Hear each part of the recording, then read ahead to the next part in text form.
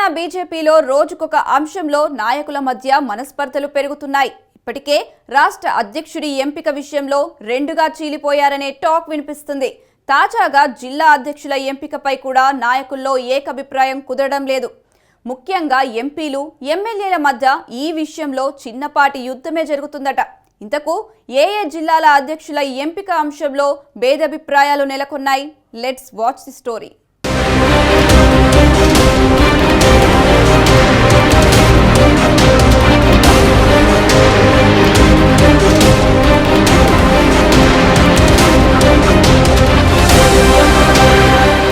తెలంగాణ బీజేపీలో అంతర్గత పోరు నడుస్తోందా?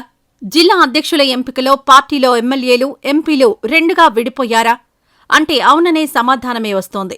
బీజేపీలో సంస్థాగత ఎన్నికలు దాదాపు పూర్తయినా జిల్లా అధ్యక్షుల ఎంపికపై మాత్రం సస్పెన్స్ వీడడం లేదు. ఎవరిని జిల్లా అధ్యక్షులు చేయాలనే విషయంలో రాష్ట్ర బీజేపీలో భేదాభిప్రాయాలు నెలకొన్నాయట. ఈ పదవుల కోసం భారీగా ఆశావహులు ఉండడంతో ఎంపిక ప్రక్రియ ఆలస్యమవుతోందని తెలిసింది. వాస్తవానికి వారం రోజుల క్రితమే జిల్లా అధ్యక్షుల లిస్టు ఫైనల్ అయిందట. కానీ ఎంపీలు, ఎమ్మెల్యేల మధ్య నెలకొన్న విభేదాల కారణంగా ఇంకా ప్రకటించలేదని తెలిసింది. ఉమ్మడి ఆదిలాబాద్, నిజామాబాద్, కామారెడ్డి జిల్లాలతో పాటు గ్రేటర్ పరిధిలోని 2 జిల్లాల విషయంలో పదవులు ఆశించిన నేతలు ఎంతకీ వెనక్కి తగ్గడం లేదట. దీంతో పోటీ లేని జిల్లాల పేర్లు ముందు ప్రకటిస్తారని అందరూ భావించారు. కానీ పూర్తి లిస్టును ఒకేసారి విడుదల చేయాలని హైకమాండ్ నిర్ణయించడంతోనే ఆలస్యం అవుతున్నట్లు సమాచారం.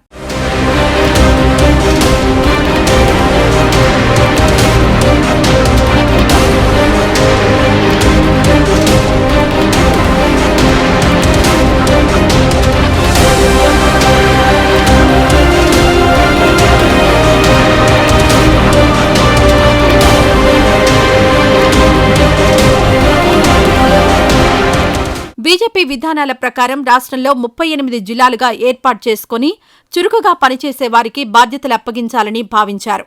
గతంలో జిల్లా అధ్యక్ష పదవికి పోటీ తక్కువగా ఉండడంతో 4-5 జిల్లాలకు కలిసి జాబితాను విడుదల చేసేవారు. కానీ ఈసారి అలా కాకుండా ఒకేసారి అధ్యక్ష జాబితాను విడుదల చేసి పార్టీలో ఉత్సాహం నింపాలని కాషాయం పార్టీ పెద్దలు కసరత్తు చేస్తున్నారు.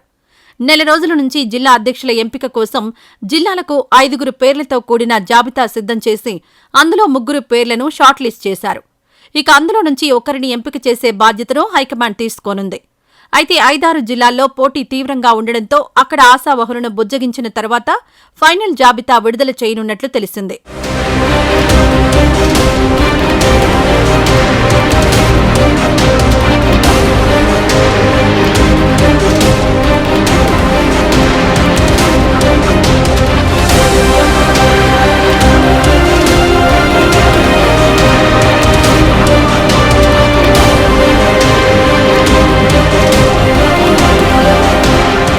గత అసెంబ్లీ ఎన్నికల్లో బీజేపీ ఉమ్మడి ఆదిలాబాద్, నిజామాబాద్ జిల్లాలతో పాటు గ్రేటర్ పరిధిలో 1 సీట్లో విజయం సాధించింది.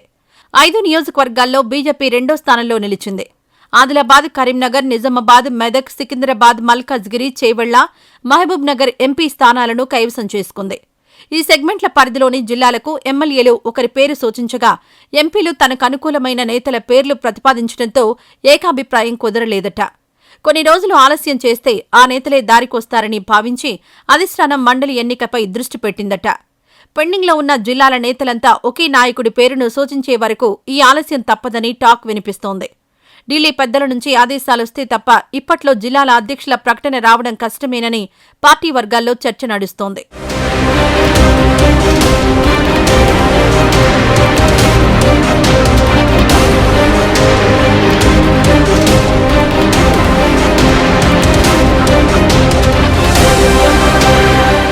బీజేపీ హైకమాండ్ తెలంగాణలో బీసీ నినాదంతో ముందుకు వెళ్తోంది.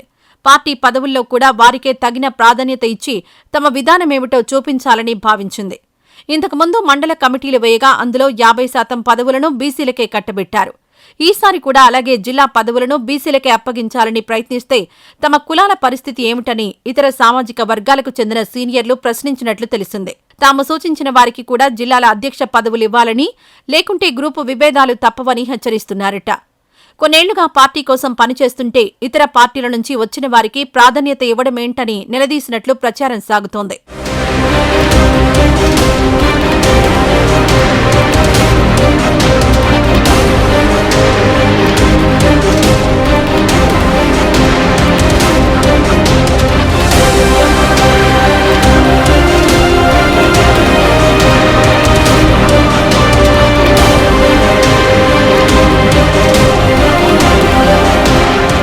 మరోవైపు రాష్ట్ర అధ్యక్షుడి ప్రకటన కూడా ఆలస్యం అవుతూ ఉండడంతో పార్టీ శ్రేణులు డీలా పడుతున్నాయి.